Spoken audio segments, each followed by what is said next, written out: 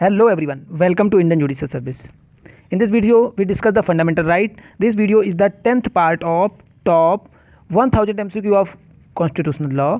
And if you are not watched the previous video, all the link of previous videos are available in our description box. And those who want the PDF file of this video series, the PDF file will be uploaded tomorrow in our Telegram group. Please join the Telegram group through the link. The link is available in our description box. Now come to the point here. Question number 206. Under which one of the following case the traditional rule of filing a petition only by the person aggrieved except in the case of habeas corpus is relaxed? Option A, Triloki Chand Moychand versus HB Munshi.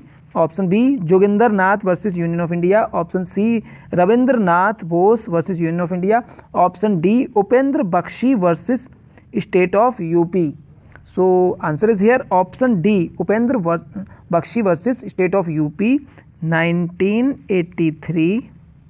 In this case, the Upendra Bakshi sent a letter to Supreme Court for improving the living quality in the protective home area in Agra, and Supreme Court take the action on the application and issues the notice to the state government for improving the living quality in the protective home area, especially in Agra. So answer clearly here option D. In this case, Upendra Bakshi was not a aggrieved person, but he sent application to the Supreme Court, and Supreme Court take the action because such case is not related to habeas corpus.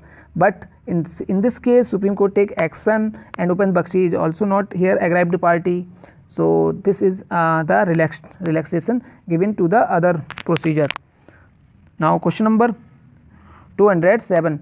Under Article 32, option A here, the time limit can be imposed on filing of petition, and so the Indian Limitation Act apply. Option B, there is no longer an upper limit.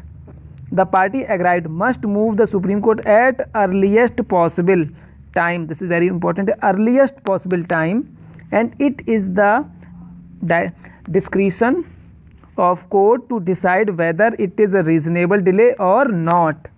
Option C here, the time limit can be imposed by the Council of Ministers, and option D here, all of the above. So clearly answer is here option B. Means under Article 32 there is no lower and upper limit. The party aggrieved must move the court at earliest possible, and that it is the discretionary power of the court to decide whether it is reasonable delay or not. So clearly answer B. Now question number 208. According to Article 30, minorities have the right for the administration of educational institution. Option A here, which have been established by them only. Option B here, which not necessarily have not been established by them but belong to their religion and language. Option C here, Article 30 does not speak about minority but deal with scheduled tribe only, and option D here, none of the above. So clearly here Article 30, minority have the right for administration of educational institution which not necessarily have been established by them but belong to their religion or language. Clearly answer here option B. Now question number 209. According to Article 25, 26, what constitutes an essential part of religion or religious practice is to be decided by the court on the basis of option A here, doctrine of particular religion. Option B here, by referendum. Option C here, by majority. Option D here, by convening a religious meeting. So answer is here option A, doctrine of particular religion. Again I read here question. According to Article 25, 26, what constitution an essential part of religion or religious practice is to be decided by the court on the basis of doctrine of particular religion. So clearly answer here option A. Question number 210. The fundamental rights are envisaged under Article 12 to 35 are option A here absolutely flexible, option B can be amended, option C not justiciable, and option D cannot be amended at all. So clearly answer here option B can be amended. In Keswanand Bharti versus State of Kerala 1973, Supreme Court held that the Parliament can amend the fundamental right which are provided under Article 12 to 35 without disturbing the basic structure of the Constitution by their power which is mentioned in Article 368. So clearly here fundamental rights as envisaged under Article 12 to 35 are can be amended. So answer here option B. Now question number 211. Right to disabled employee as equal citizens cannot be defeated by their superiors and they have no right to defeat their lawful rights.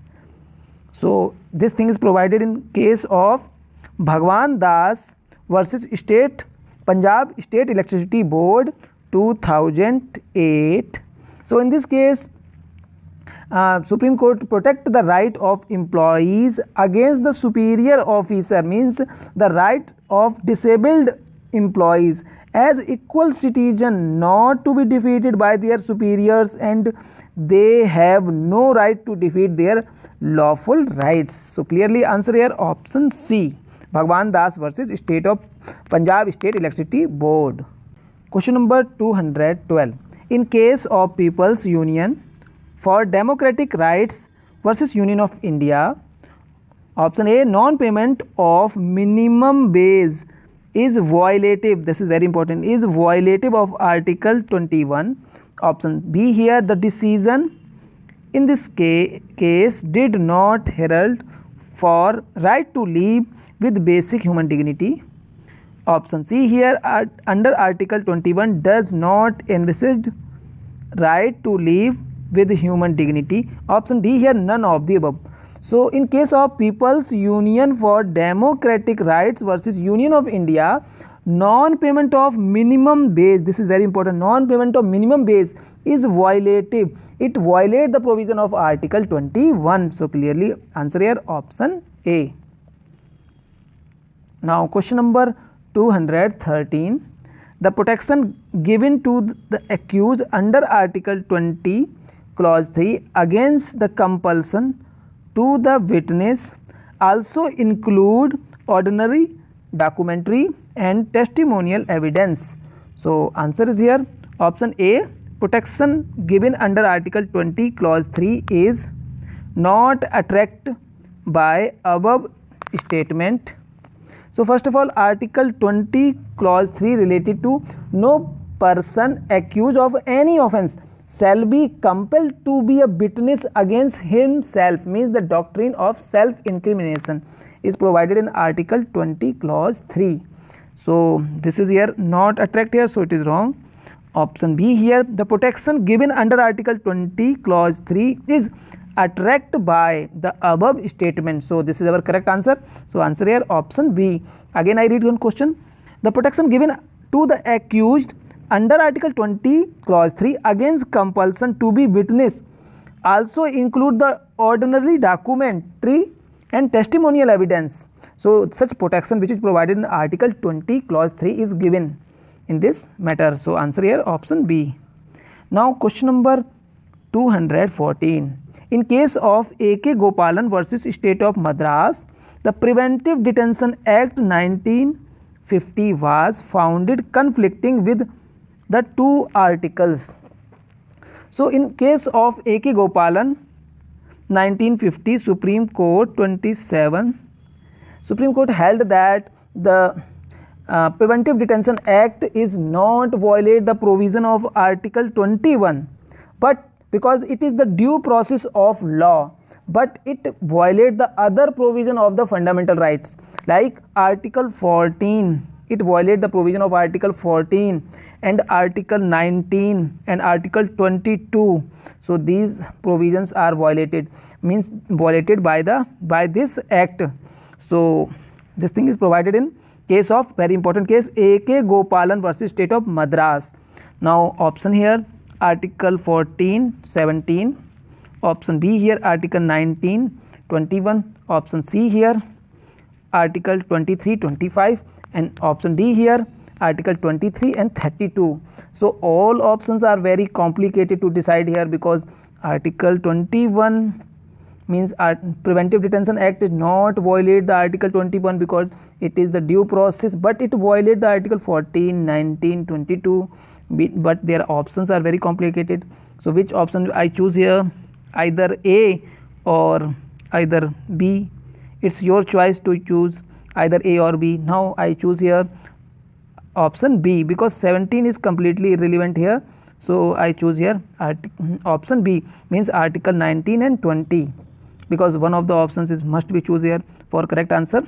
But actually option is there, Article 19/14 and 14, not 21, but they gave here 21. Okay, so answer here option B.